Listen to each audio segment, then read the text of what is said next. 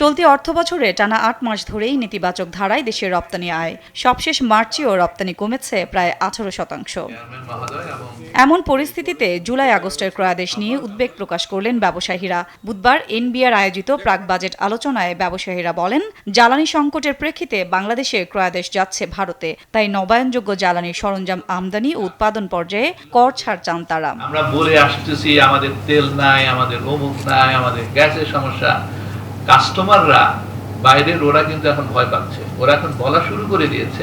আমি গত এক সপ্তাহে প্রায় 4টা বড় বড় কাস্টমারকে শুনলাম যে তোমার দেশে তো আর 2-3 মাস পরে তো তোমরা ইলেকট্রিসিটি থাকবে না, এবং এগুলি কিন্তু এখন ইন্ডিয়াতে দেওয়া শুরু করেছে। গ্রিন এনার্জি ইন্ডাস্ট্রিগুলোর জন্য যে সোলার প্যানেল, উইন্ড প্যানেল, এগুলোর জন্য যে একটা ব্যাপার আছে, এগুলোতে আপনারা যদি একটু হেল্প করতে পারেন। এই সময় উচ্চ মূল্যস্ফীতির চাপে ব্যবসার খরচ বেড়েছে জানিয়ে করের বোঝা না চাপিয়ে ব্যবসা সহায়ক কর কাঠামো তৈরি সহ করমুক্ত আয়সীমা বাড়ানোর দাবি জানায় ডিসিসিআই।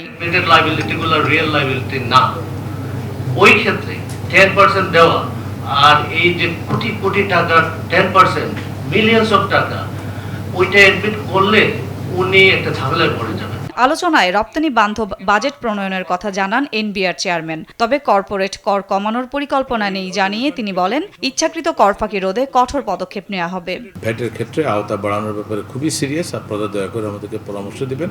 আমাদের কোটির উপরে হওয়ার কথা ভ্যাট দাতাদের সংখ্যা, সেখানে আমাদের ভ্যাট রেজিস্টার সংখ্যা নাই।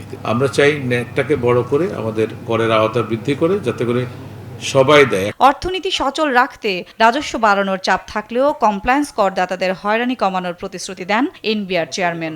আমাদের কমপ্লায়েন্ট ট্যাক্স পেয়াররা সবচেয়ে বিপদে থাকেন, কারণ ওনারা যেহেতু দেন, ওনাদেরকে আরো বেশি দিতে হয়। সাদিয়া লাবনী, দেশ টিভি, ঢাকা। যারা নন কমপ্লায়েন্ট ট্যাক্স পেয়ার